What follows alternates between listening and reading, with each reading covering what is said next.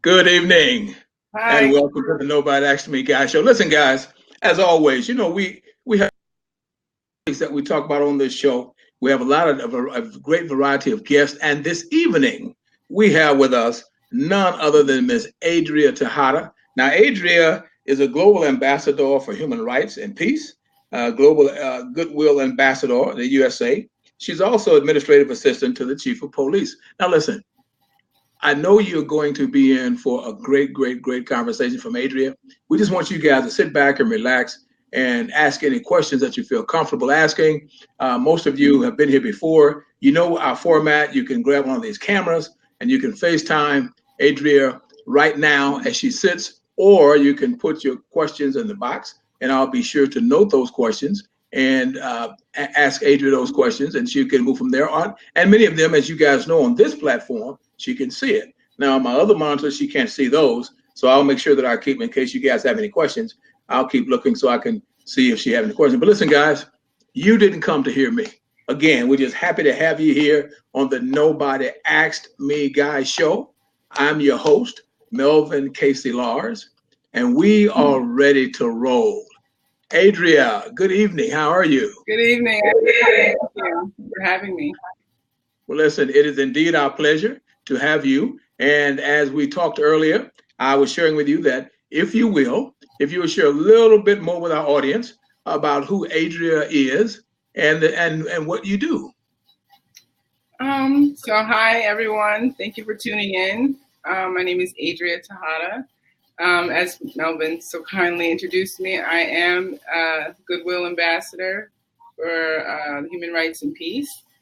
I actually have two titles. So one of them is the Goodwill Ambassador for Human Rights and Peace, and the other one is the Global Ambassador for USA. So I represent our country as far as global, outreach, humanitarian efforts. I'm also in the United Nations School of the United Nations has a school called the Peace Operations Institute. So in my studies, I'm learning more diplomatic ways to discuss with different heads of state or local people in other countries on how can we gain more peace in our efforts to calm some of the conflict that we have.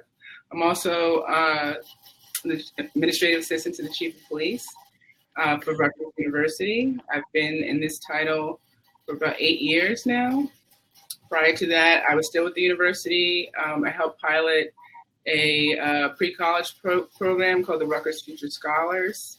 It's an initiative that helps underprivileged in 4 cities in New Jersey go to college for free. So we mentor that.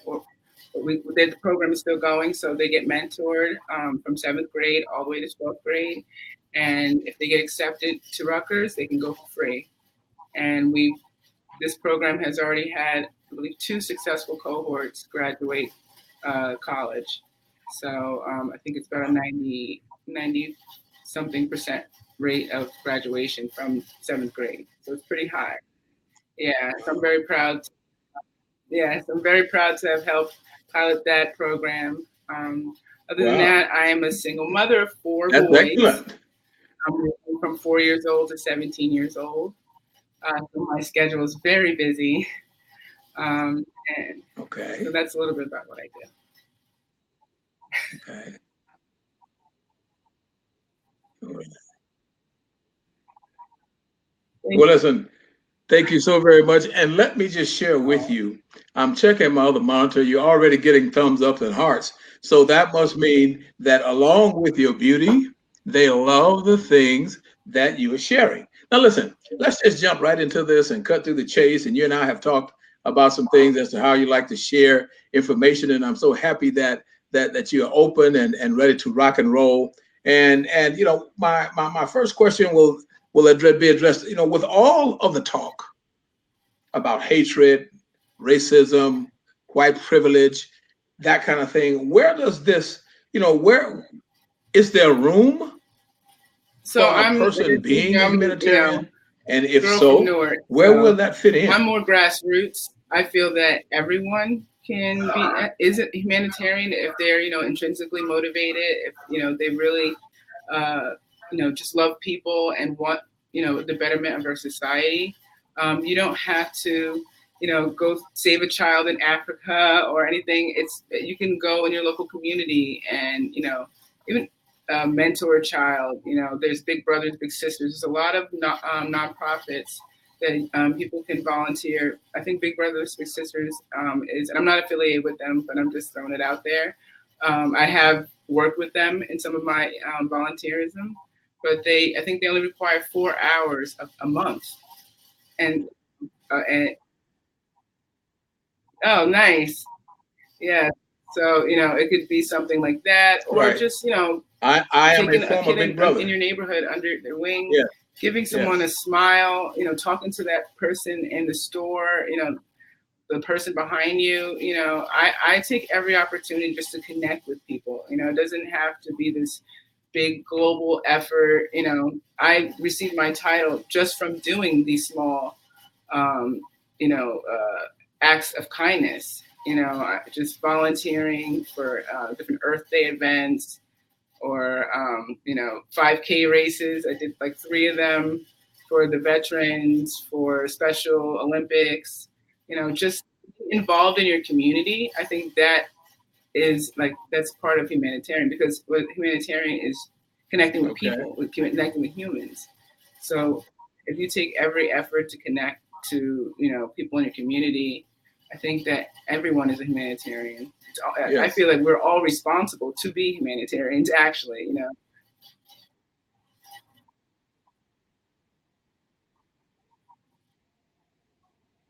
yes, yes. Absolutely. And as you share that, because that is so difficult many times when we have the attitude that you're sharing with us right now. And with that stated, do you encounter a lot of resistance, as you share your views on this subject? Because you have certainly given us a I lot of think nuggets to work with just in the few seconds that we've spoken.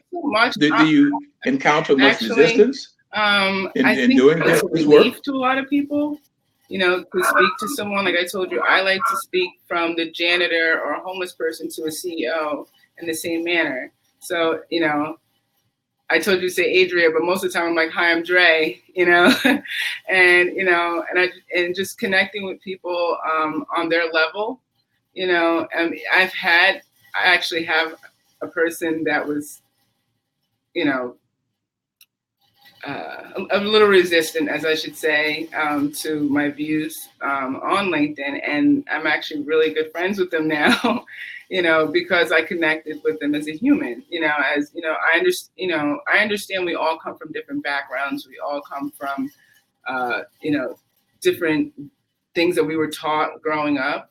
But in the end, I think people just want that sense of somebody is listening to them, and that to validate their feelings, even if you don't agree, you say, and especially when you learn a little bit of their background, you can understand, okay, I see where you got this thinking.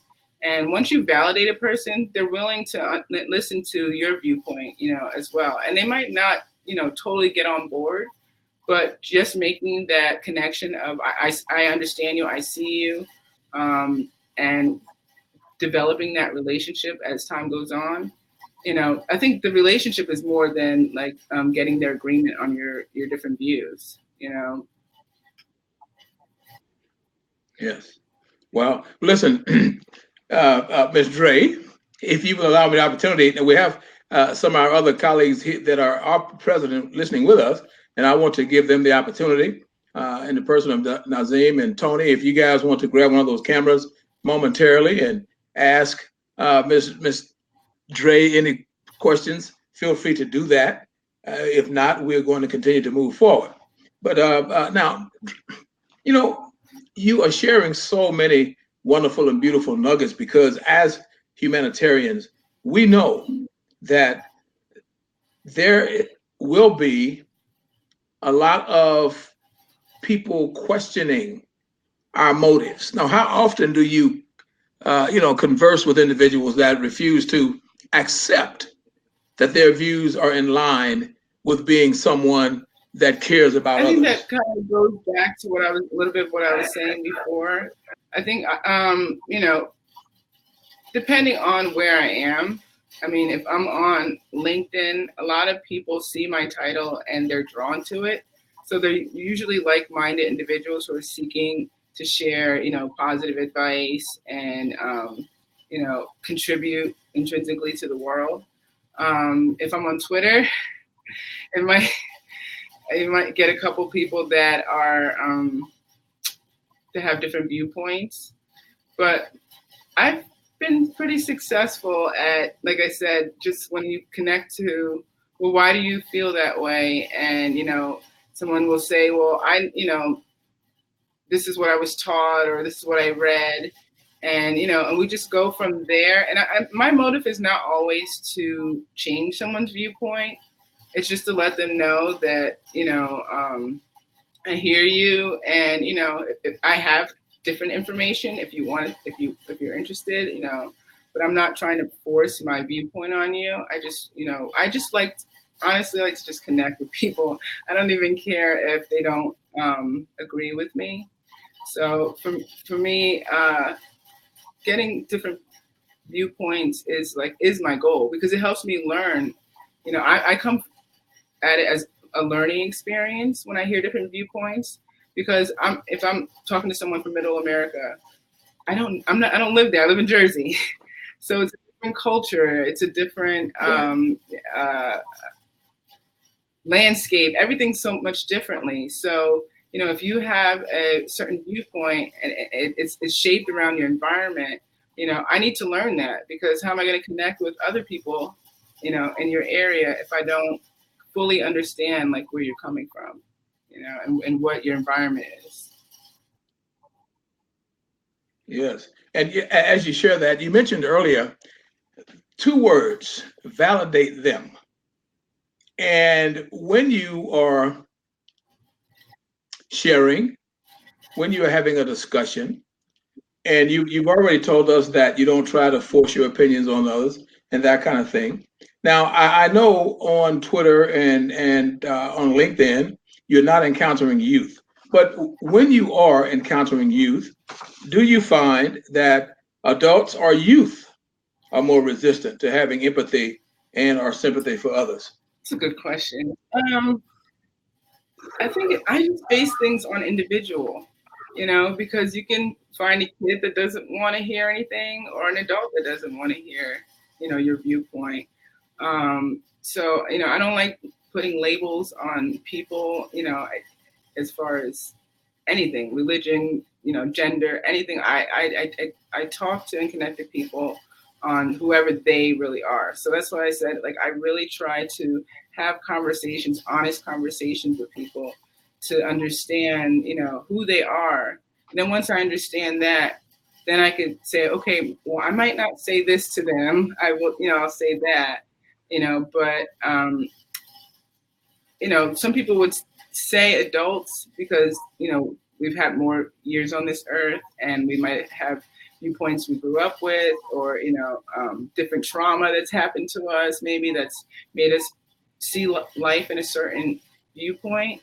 But I honestly think that every human, no matter, what's happened to them, just want that sense of validation, sense of someone cares, community. I think that when you boil down to the root of what it means to be human is to connect, and to know that, you're loved from the moment you're born. You want your parents, or someone, grandparents, someone, shows you attention, shows you love. And if they don't, the babies cry.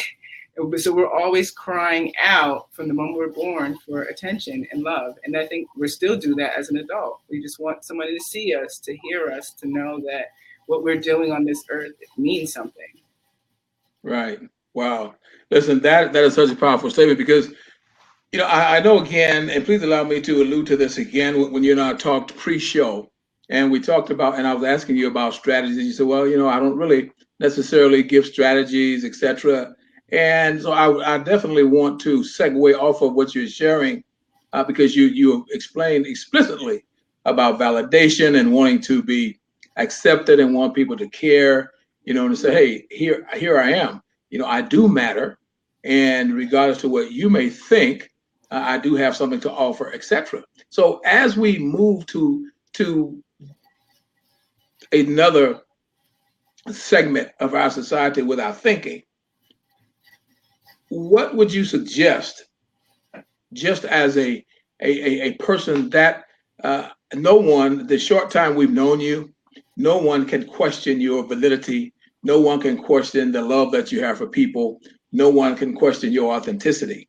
So, and that's why I say as we move to the, I'm going to change my phrase and say as we move to the other side of the street, because Right. the side of the street that we're on is love and kumbaya and the whole nine, not naivety. See, a lot of times people confuse, from what you're sharing, love, care, concern. Yes, I am here. I want you to listen. I want to express myself to you. But you know as well as I do, we always have those individuals that are on the other side of the street that say it doesn't matter to me what you think. It doesn't matter to me what I think. The world is going to be what it is, and that kind of thing. So, if you were to encounter an individual or a group of individuals that decided they were going to share that point of view with you, how do you think you might react? I've gotten this, a couple of times. Like I said, at least two were, proud white supremacists, and it's on my Twitter, so it's validated. But at the end of the conversation, the gentleman said Adrea for Congress as his tweet. Is So, that right? yeah, Okay. still on my Twitter. I don't use Twitter that much, but I left it up there, and he was fine with it. Yeah. So, like I said, for me, he had some really strong viewpoints, and like I said, I'm not trying to change those viewpoints. I just want him to. I wanted people that oppose or don't understand to have a positive encounter with me. So if Mm-hmm. you feel that all people of color are a certain way, maybe that's from your previous experiences or things you saw on TV or wherever your ideas came from. But your experience with me will unknowingly change that opinion, Mm-hmm. where it might not change their whole viewpoint, but they could say, well, I did at least meet a person of color who was kind to me, who listened to me. And I just try to make sure me dealing with a person, no matter if they are opposed or for, that experience is wholehearted, and they really see that, like, I'm interested in hearing what you have to say, even if I don't, agree with it. Um, Yes. I think that's what I usually try to do. I Okay. mean, proud white supremacists, like, stuff all over his page, and he put me for Congress at the end. So Well, but that's cool, because you know what? As you share that, please allow me to say, in my experiences and in my life, I have had the opportunity to meet many people of diverse backgrounds, and it always gets me when I ask one simple question: why is it so difficult for you to accept me because I refuse to be bullied by you and those that have the same attitude that you have? And you can hear the crickets. You can right, hear crickets going on, because I tell people all the time, as you share that, is that you have educational curriculum on bullying, we have commercials all over TV about bullying, etc. Yet we as a country continue to bully all of the time, and we malign people who we say are bullies. However, we embrace those that continuously attempt to bully others for whatever reason. I know you've already said that you do not like putting titles on human beings. And please allow me to share with you, I concur with that same analogy because who am I to put a title on someone? And then does that make my decision to place a title on someone be accurate? Or so I hear you very loudly, and for that gentleman or a gentle person, whomever they were, that means, as you already know, that you said something very clearly that they could embrace. Right. Because that's why I say again. I'm sorry. Sometimes people not having information, So I do a lot of research and reading, and I read, what would be considered from the right, what would be considered from the left, what would be considered from the sun. I consider myself an earthly woman, an indigenous woman. So I don't try to put I have a whole bunch of mix in the background of what makes me as far as culture, but I try not to even attach myself too much to a lot of that, because in the end, I feel we all are mothers, children, and, those other, these labels were put upon us, someone who is Spanish, that title is put upon you, person of color, white, before all these labels, we were just people. We were just people of different families, kinships or different things like that. So I don't like to get distracted by, the titles, because even in those communities that are titled, people are people. People are different. You can't, someone who, is of color in Indiana is different from a person next door, I don't know. Yeah. Not even, I was going to say across, New Jersey, but in the same household. We all are so complicated and different people that I don't like to do that. And when I meet, certain people are not always going to be open, or some people are just they want to fight, argue. Yeah. And I just, I wish them well. I don't engage in it. This happened to me a couple months ago. I got pulled in on LinkedIn. How are you friends with someone who's a white supremacist? And I'm just my encounter with that person, I had no idea. I don't look at everyone's page that I talk to, or what their communications are. But my encounter with that person has always been respectful, always been nice. And in the end, I told, I love you both. I get in the middle of it, and you know what? That person that had those views that I didn't agree with, that's one of the people that, every single day, good morning, Ms. Tejada, how are you? Wish you a good day, and had strongly different viewpoints, but, we're always going to have different viewpoints. So even if we both agree on the same politics, we might not believe the same religion or the way to raise our kids, or, there's always going to be differences. We just have to honestly, put effort to focus on what we have in common. And that's, some people might have totally different viewpoints on politics, but they want a better community. They want safety for their kids. I always try to get people, don't listen to all the chaos that's happening. Focus on what would make you happy in your own private life and try to make that better. Get active. Don't just talk.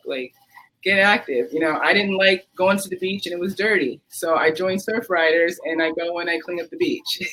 Or I do it by myself. Me and my kid go to the beach, we bring a bag and we start picking up plastic and stuff. So I think it's just people taking personal responsibility and stop fighting over things, because obviously you're not going to agree on everything ever. Right. Well, I'm happy that you say that, because it's a proven fact that war never solves one single problem. Because here it is, 2019, and we're still immersed in various wars on various fronts. Other continents, countries, etc., are still immersed. Say again? We're not. Yeah. Us common folks are not. That right. A lot of stuff is way above our heads, Yeah, but the part of that is being an American. Right. You are thrust into it, right, because of the title American. Right. When we talk about Al Qaeda and ISIS and this kind of thing, no one wants to just be honest and say, you know what? If what Tejada just said, if everybody be nice and mind their own business, we wouldn't have any ISIS and Al Qaeda and all of that, because people wouldn't feel the need to retaliate. And that, as you share, and as I'm listening to you, and your friend or whomever was upset with you about being friends with a white supremacist, is that if we never communicate, if we never have conversations, then we will never cut through the chase. Now, you don't know it, Tejada, but what you've done is you've just given me the definition. People that wonder why I name my show the Nobody Asked Me Guys show, just for that very reason. Because I tell people I'm a writer and a poet as well. And I tell people all the time, and I would ask these questions of my, quote, less melanated friends, unquote. This simple question: when you were born, did anybody ask you before the sperm fertilized your egg? Did did the sperm tap that egg and say, "Hey, I'm a black sperm, I'm a white sperm, I'm a brown sperm"? No. So you just one day you realized you were a person. So all of this hatred and craziness and all of that, and believe me, I have certainly been angry. I have certainly been upset. I have certainly not embraced people mistreating me or people that look like me, etc. But I've always been willing, and I remain willing to have conversation. And you hit it on the nail head. People like to have arguments. They do not want to have conversations. Some people. So go ahead. Some people like to argue. It's a Yes. I think Yes. For me, I understand the root of this conflict of color, and it's really a made up concept. It's only been about 500 years or so that this concept even existed in humanity, and how long has humanity existed before that? And it was purposeful to keep us divided. Like, I'm not sure if many people read, and I always share this, and this is kind of what helps too. I share the text with people. It's Michelle Alexander's The New Jim Crow. And I have it sitting right here. yeah. So, I had to read that in one of my college courses, and, reading that, it just shows how the elite class created this, this division so that we wouldn't, unite. Because at one point during Bacon's Rebellion, the poor whites, the poor blacks, the poor natives, all, there was no difference. They were all poor. That's how history has always structured things. It's been a caste system, or through the lords and the peasants, and it's always been like this hierarchy based on money, and it still is. So it's and that's once those people united together and said they were tired of the elites taking advantage of them. The elites created this. They said, well, we got to divide them. They're going to overtake us because they outpower us. So, we have to create something to cause chaos so that they can't unite. And so just me knowing that, at one point, people all united and for a cause, I just feel like that's what we need to get back to, not to be distracted, because this was systematic, to distract us, and, and we can't feed into it, Which is what's happening right now with this whole thing about 45 and evangelicals and the whole nine. Until people, you are a person that I need to talk to on air like we are right now. Because until people accept the fact that they are being duped, and a lot of people are afraid to talk about Malcolm X. I love Malcolm because Malcolm warned you many years ago. Even if it's, oh, he's Muslim, okay. That's another title, the first of all, a religion. But my thing is exactly as you are sharing, is that, and by the way, I call my white friends my less melanated brothers and sisters, is my less melanated friends seem to not get it. You're poor. If you're broke and I'm broke, we're still broke and we're still poor. And just because your melanation is less than mine, it doesn't give you any special place in this world. You're still poor and you're still broke. But sadly, I grew up in the Jim Crow South. I've lived a lot of other places except the Jim Crow South, and I've seen racism everywhere that I've been, quite honestly. And it just amazes me with exactly what you're sharing right now is how people have allowed themselves to be hoodwinked into thinking that due to the melanation or a lack thereof makes us this wholly different person instead of looking for the likenesses that we all share. Yeah, So and we, it goes please. back to, like I said, a lack of education. Most of these poor, less melanated friends that you have not. Like I said, I read that book in a college course. So if you have less education, and some of it might be just less experience. Maybe they don't live around Black people. Some of the everyone in their community looks like them. So some of our issues they've never experienced, and they don't know anyone who has. They just rely on what they see on television. Yes. I think that a lot of them, like that gentleman that I said, Adrea for Congress, I shared with him Michelle Alexander's text. And Did you? he never, heard of these things, and he never saw it from that perspective, and when he realized, like, wait a minute, so we were all united, and then, the elite class, said oh, well, we're going to make, those who are based by color, we're going to give them a Homestead Act, and we're going to, give them land so that they would ally with us, and then we're going to tell them to, call the police, or back then it was slave patrol, and give them, make them feel like a little bit more entitled, even though they were still poor. But they, like a lot of, people, white people, people who are considered white, I would say, don't know this part of history, just like we've been systematically, as people of color, gain sentiments of oppression and we've dealt with difficulties in the society. They've also been systematically blinded so that they can, not realize that we all have something in common. So, I've talked to, my kids are half white, like I talked to, even, I've talked to family members, and they have no idea that, they don't even understand this white privilege thing. Like, what does that mean? They think, well, I struggle just like you guys do. But when I start saying, well, do you ever feel uncomfortable going into a store? Do you ever, these things, it's stuff they've never even thought about. So it's like, it's not that they're purposefully, trying to not understand you, or purposefully, upset with, you complaining, quote unquote, complaining that your Black Lives Matter or whatever. They don't understand. They have no concept because they've not grown up in the same world we have, So that's why I'm able to talk to people and not prejudge them, because I know that just as we're learning about our Blackness or our, getting education, we're able to go to college now.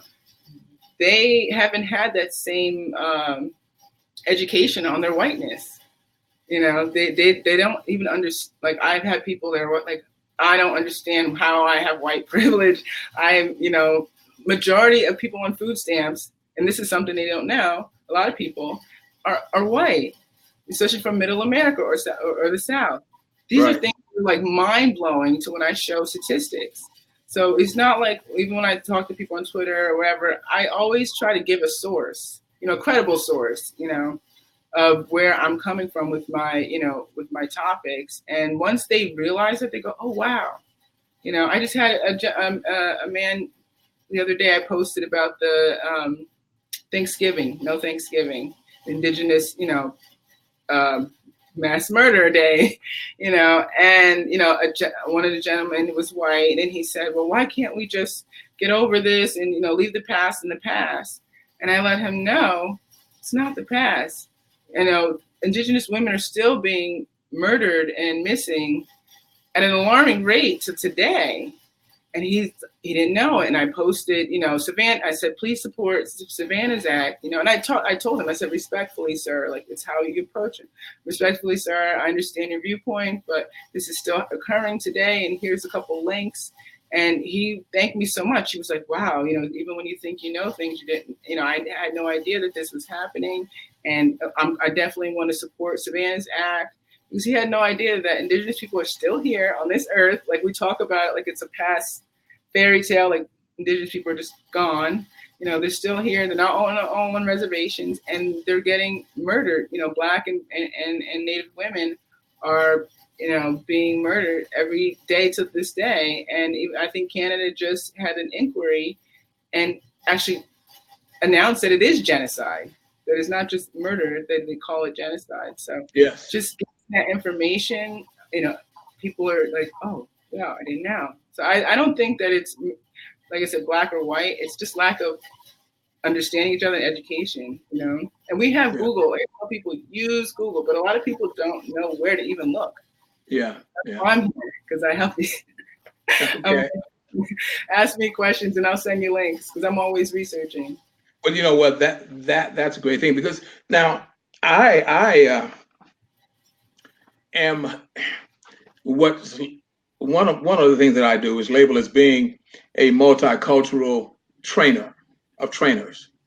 And the thing that you say and sharing with us, it sometimes, and I'll be very blunt and very honest, when we are encountering groups and I have people sitting there looking at me saying just what you said, well, I didn't know. And I asked them, do you watch the news? They'll tell me yes. So have you ever heard of situations that have taken place with other people that do not look like you, that were murdered by police? They have no weapon, they have no criminal record, etc. They go, yes. I said, so are you aware that these individuals that murder, I said, you can't say it's part of their job to murder people. Are you aware that they just walk free and other people send money to them for their defense and they become millionaires? They go, no. I said, well, what about Rodney King?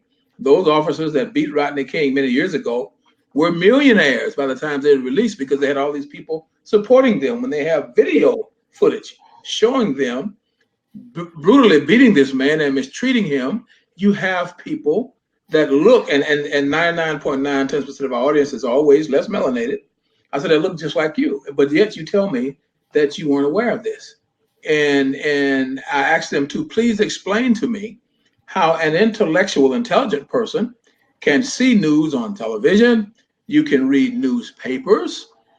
You hear all of the stories, and how can you not know? And it's amazing how I just get this deer in the headlight look. So I hear you. I do hear you very. Yeah, I think, like I said, I think it's I think that what it is that it's TV. For us, if we can watch a bomb going off in another country, we don't really see that it affects us. It does. Any injustice, injustice anywhere is, justice for, ourselves as well. But it doesn't feel like it's a part of our life. I got to go home and cook food for my kids. I have to pay my bills. Like, this is what people are thinking. It's not something that's real. I go out into my community. I live in a nice community. I don't, see people getting beat by the police or whatever is my day-to-day interactions. This is something, TV has become like entertainment. Even that, violence has become entertainment. So I don't think that they're connecting that these are real lives. These are kids in cages right now. I'm like horrified. I like cry a lot. Like, I'm like panicked about this. But it's another story, because after that story is going to be another story on the news and another one. And then too, depending on where they're getting their sources, news is also biased. So, it depends on where you're who's presenting this news. Is it a person that a company that is, diversified, or,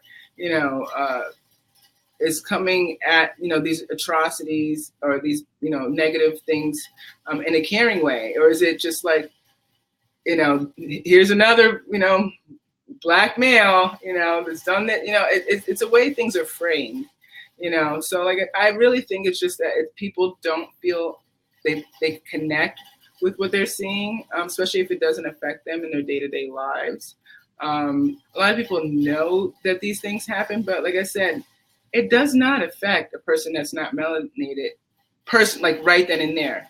For us, we see ourselves, our children, our friends as these same people. Like when the lady got shot the other day, I should say her name.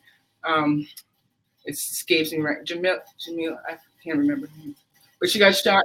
Be able to call it as well, and I'm having a senior moment. I'm so sorry.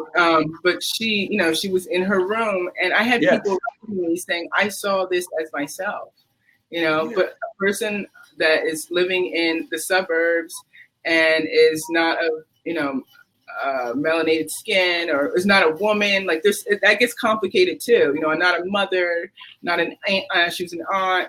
If you don't have anything to connect you to that moment, you're not really going to take it in. It's just going to be another thing that you see on TV. So I don't think that they consciously, it's something that's done unconsciously because it doesn't relate to them. I really don't think that they see Rodney King or any of these things and personalize it. We personalize these things. Because like I said, it affects us when we see ourselves in these situations. Yes. Well, listen, perfect segue. I'm not going to keep you all night. Perfect segue to my final question. Now, please share with us one of your most difficult and one of your most pleasant moments in your pursuits of bringing the world closer together, one individual at a time.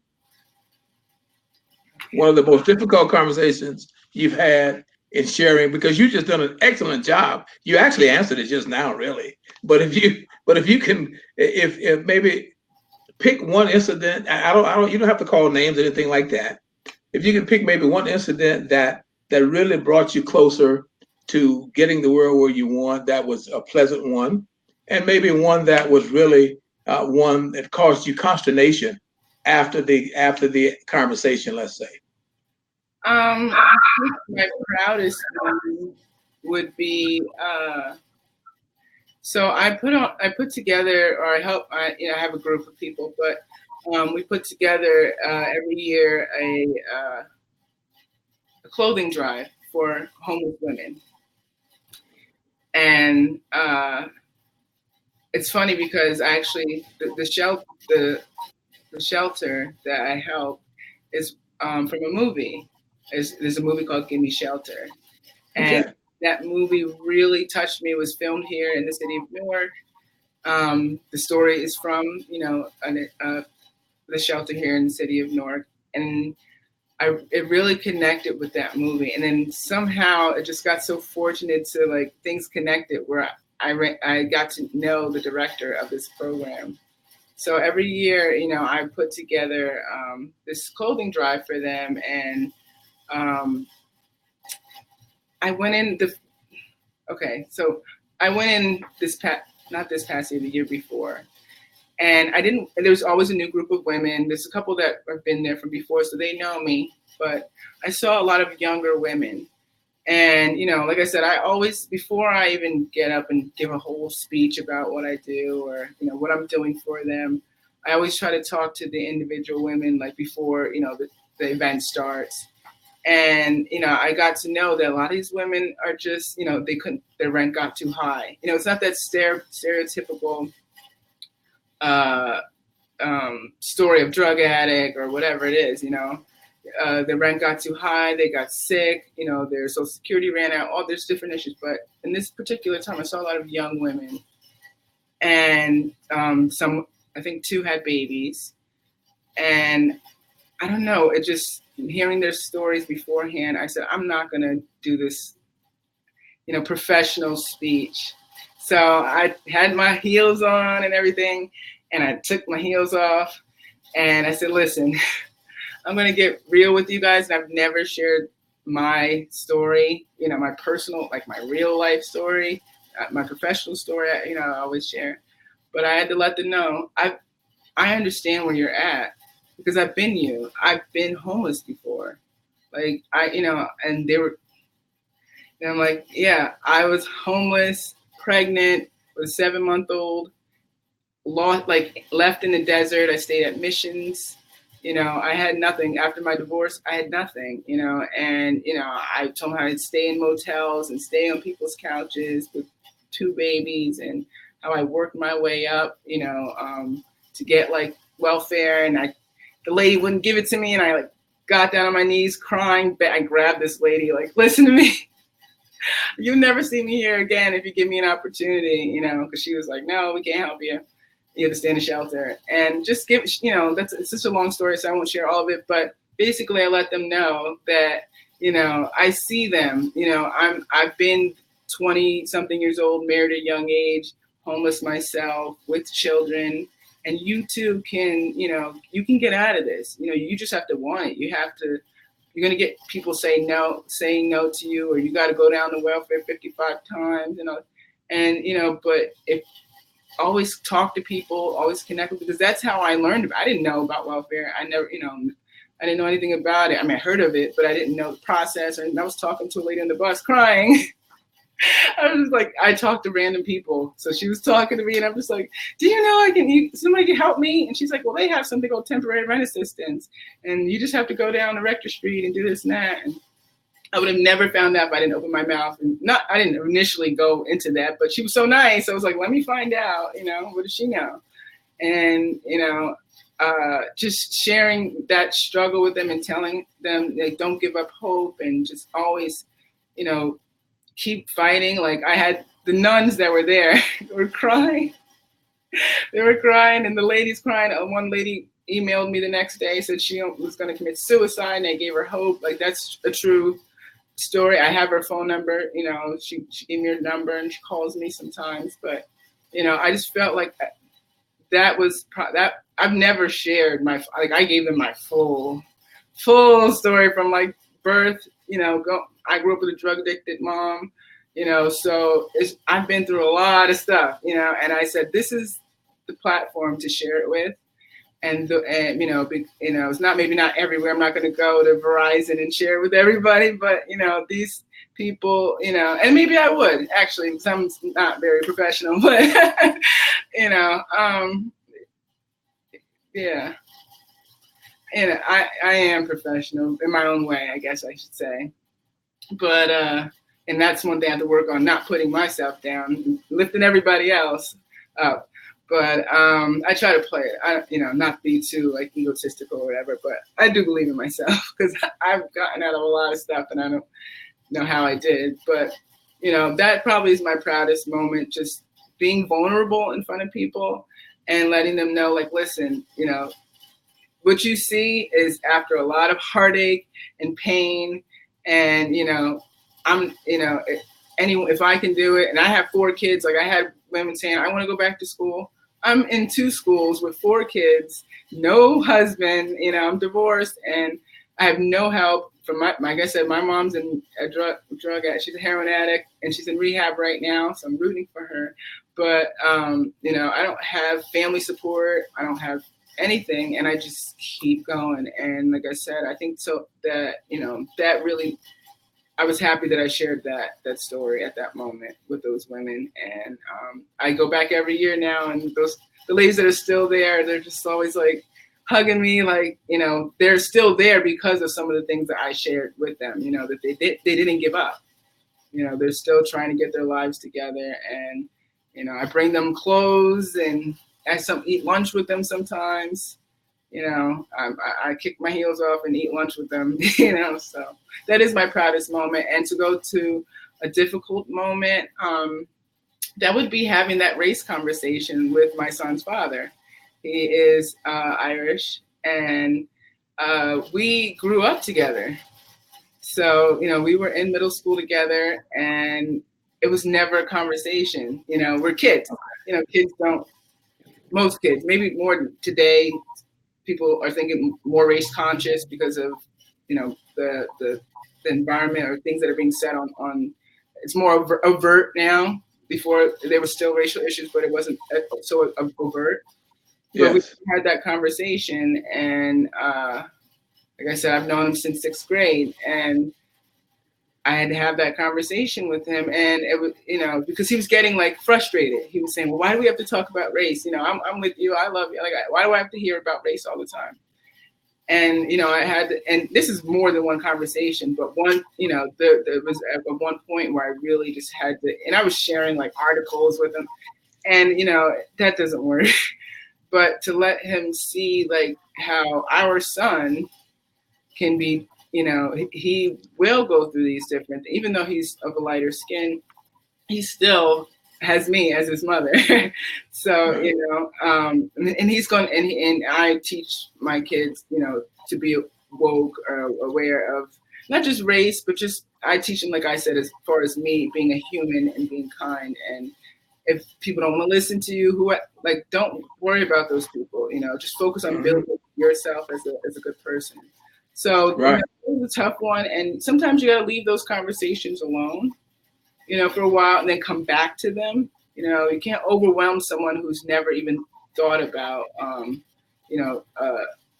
race in that way, But I could proudly say now, though, that he's not totally woke, but he will actually listen to the conversation now. Before it was more like, I don't want to hear that. Why are we talking about it?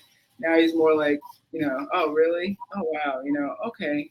Like just a little bit more open. And, like I said, everything's a process. You can't just be like, because for us, it's been a process, those, those little things that have happened unjustly to you from a child all the way to an adult. You start waking up, as you get older, oh, wow, this is what's happening in society, and for them, it's got to be a process, wow, this is what's happening in society, They just have the privilege of not getting it at a young age, like we have. Yes. Wow, that's powerful. That's a book. You do know that's a book, right? That's a book. I need somebody to write it for me. That's a book. Hey, listen, we can collaborate on it. I think that's a book. Wow, that's a very, very powerful story. It's a pleasure having you on this show because you are definitely a breath of fresh air, and you're very candid, you're very open, and you're sharing all of life's much of life's challenges. And when we speak of humanitarianism, that is where we miss it. And you have nailed the nails down. That's very refreshing. So listen, and while you were talking, I just don't want to interrupt you. I mean, you've been having thumbs ups and hearts flying all over the place. Yes, yes. So listen, as promised, we won't hold you all night. If you share with our audience how they might contact you, if they want to contact you, if you're amenable to doing that, if you would share with our audience how they may contact you. So as you know, LinkedIn, it's my name is Adrea, Adrea, and then my last name is Tejada, Tejada. I prefer messages to my email. Okay.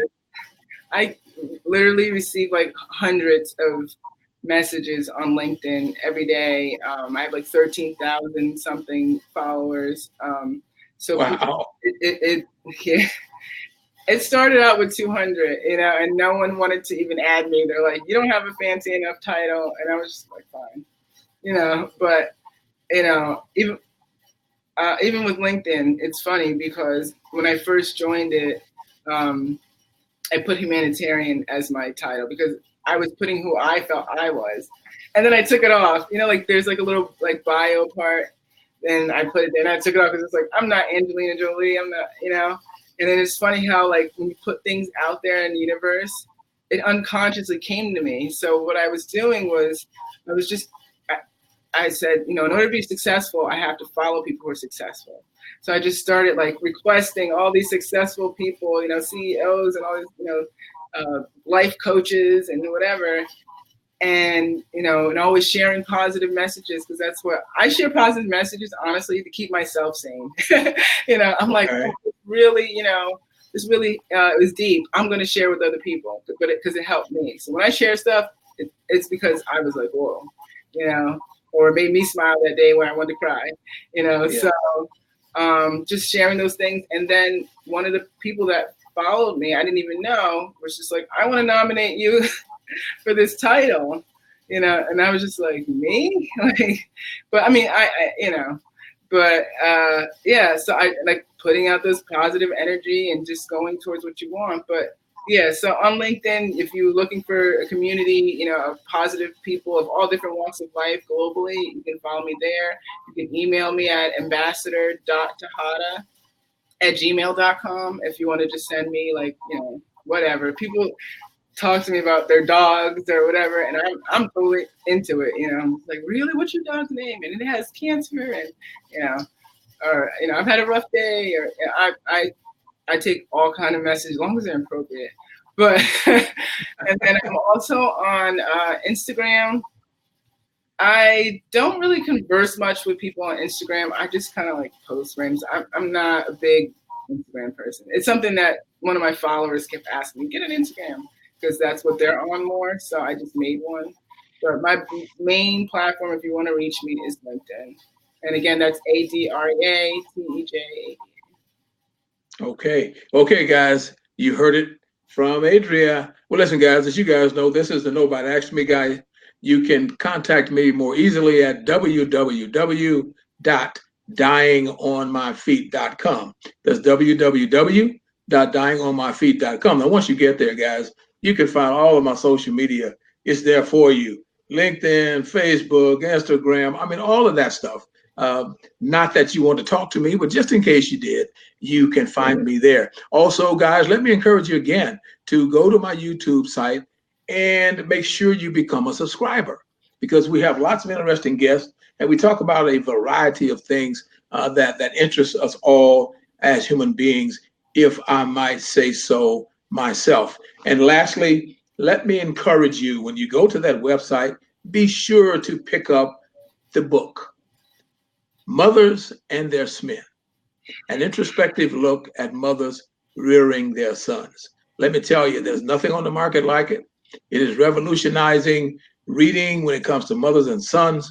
We have a variety of topics there, and it is the only book out there that talks about parents and children where no one is trying to tell you how to rear your children. It's just a book for you to think and process and share and add. And we even have questions at the end of the book, a study session for you to kind of check things out. So listen, go and get that book. You can get it at Barnes and Nobles, or if you're more comfortable using the website, please do that. Or if you'd like to hit me up on my email message, it's the same as the show, the Nobody Asked Me Guy at gmail.com. The Nobody Asked Me Guy at gmail.com. So listen, guys, I know that you have enjoyed Dre today, and I'm going to be asking her to come back. I'm going to be keeping contact with Dre, and we're going to talk about some more stuff. So we just want to thank all of you and all of our viewers, man. Wow. I mean, you know, the hearts have just been going up for Dre, and the thumbs have been going up. And you are an instant hit, Dre. So I just want to thank you again for coming with us and sharing with us on the Nobody Asked Me Guy show. We want each and every one of you to have a great and blessed evening. Thank you.